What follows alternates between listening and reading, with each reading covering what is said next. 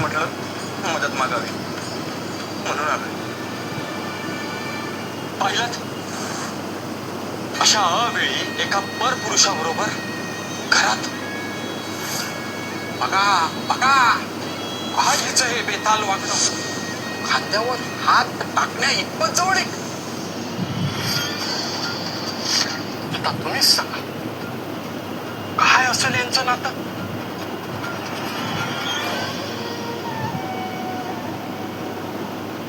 बरोबर ठिणगी पडली. आता सगळा तमाशा गावात उघड करायची वेळ आली. चला चला चला या या.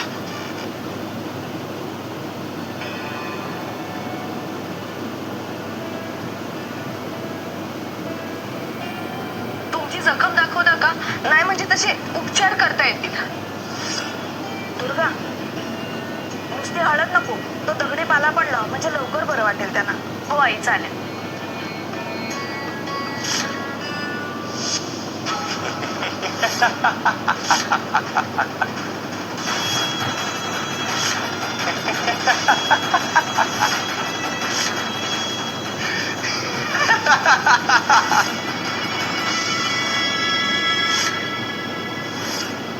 हसताय काय?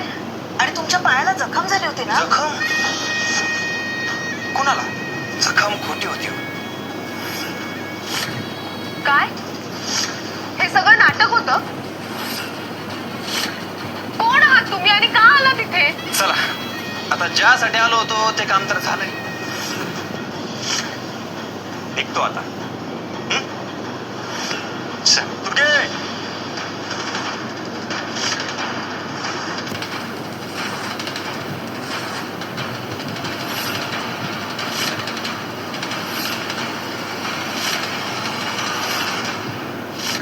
हे काय सुरू आहे इथे? हाच आहे का तुझा तो पाहुणा? काय संबंध आहेत तुमचे? अहो, काही काय बोलताय तुम्ही? तुम्ही तरी सांगा ना त्यांना, हे सगळं खोटं आहे.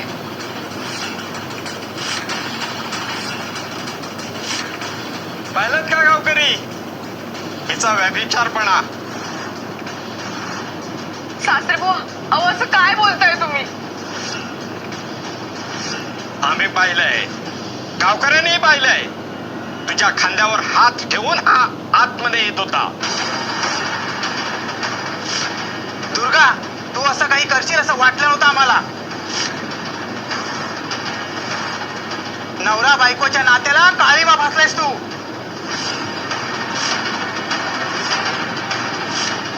अहो खरंच सांगते हो, यांना मदत हवी होती म्हणून घेऊन आली यांना. मदत? ही अशी मदत आहे तुझी? अशा अपरात्री एका परपुरुषाला? अहो सासरेबुवा, माझ्यावर असे काय आरोप करताय? अहो काय बोलताय? हे सगळं खोटं आहे. माझ्या मुलीच्या चारित्र्यावर असं शिंतोडं नका उडू. आम्ही आमच्या डोळ्याने पाहिलंय तुम्हाला आत येताना. आता पुरावे लागणार नाहीत. हे बघा, हे सगळं खोटं आहे आणि मी हे स्वीकारणार नाही. माझा अपमान झाला म्हणून मी गप्प बसणार नाही. माझा आत्मसन्मान ही माझी खरी ताकद आहे.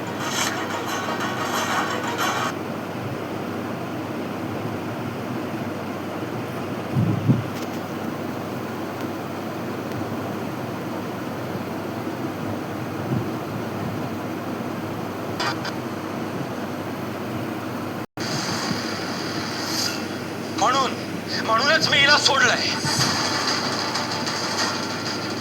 हिच्यात बायकोपणाचा एकही गुण नाही.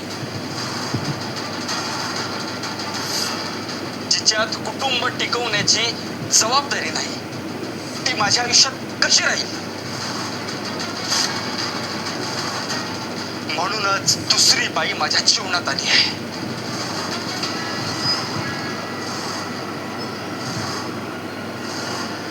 हे केवळ तुम्ही सूड भावनेने करताय. तुम्हाला माझा अपमान करायचा ना म्हणून करताय. अहो असं काही नाहीये दादा, तुम्ही तरी सांगा ना यांना. दुर्गा, अगं काला असतीयस आता? हे बघ, मी आहे तुझ्यासोबत.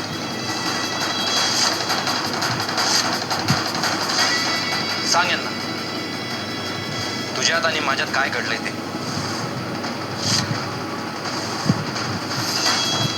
अहो आणि हा रविराज दुसरी स्त्री गावभर फिरू शकतो, मग तू का घाबरतेस? हा, सांग याला. अहो माणुसकीच्या नात्यानं. माणूस की हे बघ दुर्गा, आता सगळ्यांना कळालंय. आता घाबरू नकोस, तू उघडपणे सांगू शकतेस सगळ्यांना. हे सगळं खोटं आहे. खोटं बोलतोय हा माणूस. मी यांना ओळखत पण नाही. हा केवळ माझ्यावर कलंक लागावा ना या हेतूने आलाय. आता ह्या मुलीला या गावात जागा नाही. पंचांसमोर हीच मागणी मागूया. आम्ही स्वतः पाहिलं हिला परपुरुषासोबत. माझ्या बायकोशी संबंध ठेवतोस? तुझी हिंमत कशी झाली? तुला तर मी सोडणारच नाहीये, आणि तुला पण. फार मोठी चूक केलीस दुर्गे.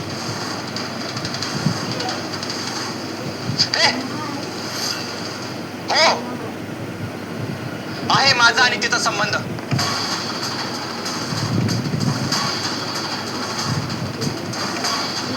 अहो तुला काय करायचं ना कर.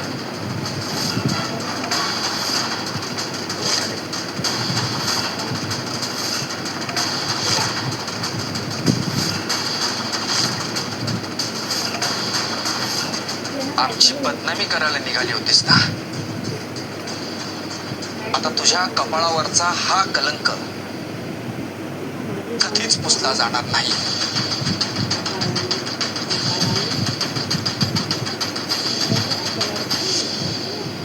असा डाव टाकलाय शांती, काय सांगू तुला. माहेरच्या घरात परपुरुषाला घेऊन बसते अशी गावात चर्चा चालू आहे. आणि आई, तसंही बायांच्या डोक्यांमध्ये अहंकार आला ना, हे असंच होतं. आता ती संपली आहे, हरली आहे ती आपल्या पुढे. आता बघच, माय लेकीना अख्खं गाव वाळीत टाकतंय की नाही ते. आणि होय, यापुढे जर दुर्गा दारात जरी उभी राहिली तरी तिला आत घ्यायचं नाही. यापुढे तिला कोणी उभं करणार नाही.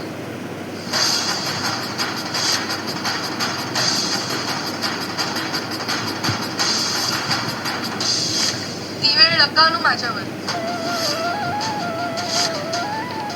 अहो मला माहितीये तुम्ही रागवलाय, पण फक्त एकदा माझं ऐकून घ्या. जो आळ आलाय ना माझ्यावर तो खोटा आहे. हो,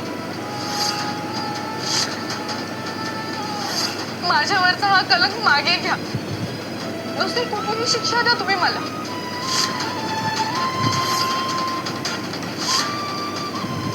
आता वेळ निघून गेली आहे दुर्गा.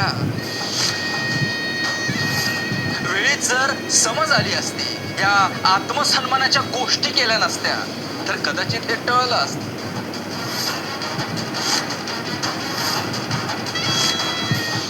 आता रडून काही उपयोग नाही. अगं तुझ्या या फाजील आत्मसन्मानामुळे तुझं चारित्र्य धुळीच मिळालंय. आता काय लोक तुम्ही जे बोला त्या माणसाचा आणि माझा कुठलाही संबंध नाहीये. हे पोरी, माझ्या घराण्याची इफरत घालवली आहेस तू. एका सुनेला हे असं वागणं शोभत नाही. माफ करा, चूक झाली, पण मला या अपकीर्तीपासून वाचवा. दया करा. माझ्या निष्पाप लेकीवर दया करा. तिची चूक नाहीये, तिला शिक्षा नका करू. आई होऊन काय केलं तुम्ही? हेच संस्कार केले तुमच्या मुलीवर?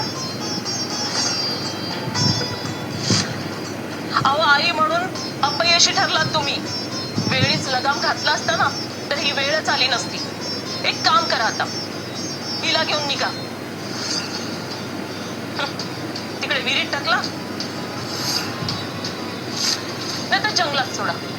आम्हाला त्याच्याशी काही घेणं देणं नाही.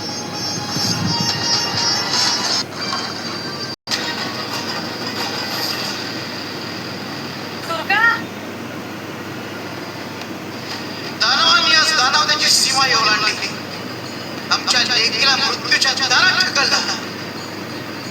शिवाय शंकर नमामि शंकर शिवशंकर शंभो.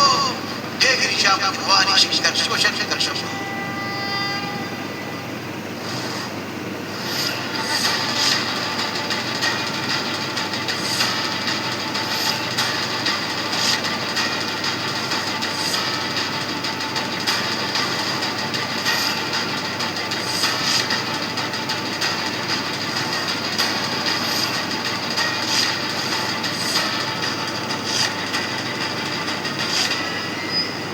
देवा, इतकं असह्य का केलं?